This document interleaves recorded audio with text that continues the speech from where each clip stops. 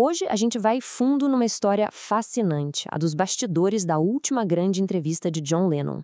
Estamos falando de 1980, um momento que, sem que ninguém pudesse imaginar, acabaria se tornando um documento histórico. E o pontapé inicial de tudo isso foi uma declaração, no mínimo, surpreendente. Pois é, quem soltou essa frase aí foi a Yoko Ono, bem no meio das negociações para a entrevista acontecer. Na hora, pareceu só uma tática de negociação ousada. Mal sabia o mundo que o tempo daria um peso completamente diferente e muito mais sombrio para essa fala. Então, a grande questão que fica é: isso foi só um exemplo da autoconfiança do casal? Ou era, de alguma forma, um presságio do impacto global que a história deles estava prestes a ter? Para a gente entender isso, a gente precisa voltar lá no comecinho de tudo. Ok, vamos voltar no tempo. Verão de 1980. Pensa só. Fazia 5 anos que o mundo não tinha notícias do John Lennon. Ele tinha saído dos holofotes para cuidar do filho e a curiosidade sobre ele era imensa. Foi bem nesse cenário que uma tarefa aparentemente despretensiosa deu início a tudo. E o curioso é que o personagem principal aqui, nesse momento, não é o Lennon. É um jornalista ambicioso que estava procurando aquela oportunidade de ouro, sabe? Aquele trabalho que ia fazer a carreira dele decolar de vez. O nome dele era David Sheff. Ele já era conhecido por sacar bem a cabeça dos músicos, mas uma matéria na Playboy, isso sim seria um salto gigantesco na carreira, e o destino estava prestes a colocar essa chance no caminho dele. E o mais incrível é como tudo se desenrolou. Não foi nada planejado. Começou com uma sugestão informal do editor da Playboy. Ei, por que não vemos o que o John Lennon anda fazendo? O chefe foi atrás, perguntou para seus contatos e, de repente, a notícia. Os Lennons estavam prontos para falar depois de 5 anos em silêncio. A oportunidade estava ali. E foi aí que semanas de negociações super intensas começaram. O que nasceu por acaso virou um negócio muito sério. Beleza, a porta se abriu. Mas agora vinha a parte complicada, a negociação. E nesse jogo, a figura central não era o John, era a Yoko. Para conseguir a tão sonhada entrevista exclusiva, era preciso passar por ela. Isso mesmo, a Yoko Ono era guardiã, quem dava as cartas.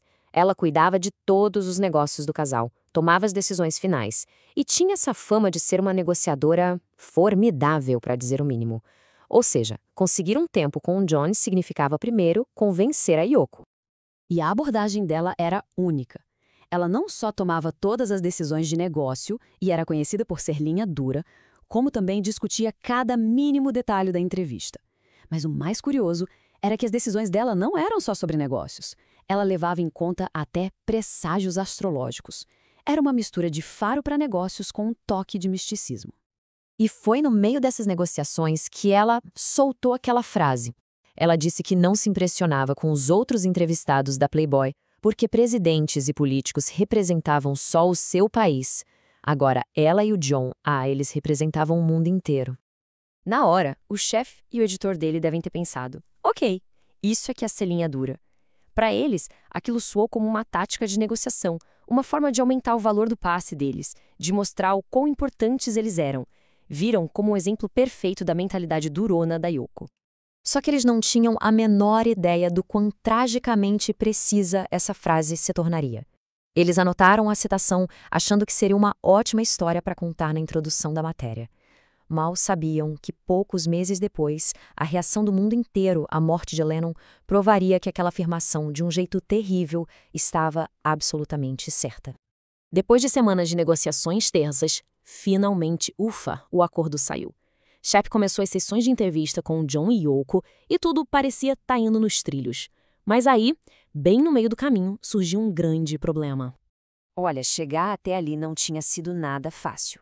As negociações foram duríssimas. Mas o alívio veio. As sessões de entrevista finalmente tinham começado. Só que aí, bem no meio do processo, apareceu um problema que podia colocar tudo a perder. E qual era o problema? Uma revista concorrente. A Newsweek simplesmente publicou uma entrevista própria, mais curta, com Lennon. De uma hora para outra, a matéria da Playboy já não era o grande furo jornalístico que eles pensavam. O acordo de exclusividade tinha ido por água abaixo. Isso, claro, abalou completamente as bases do acordo e deixou uma pergunta gigante no ar. Com a exclusividade ameaçada, o que aconteceria com a entrevista mais esperada dos últimos anos? Será que tudo seria cancelado?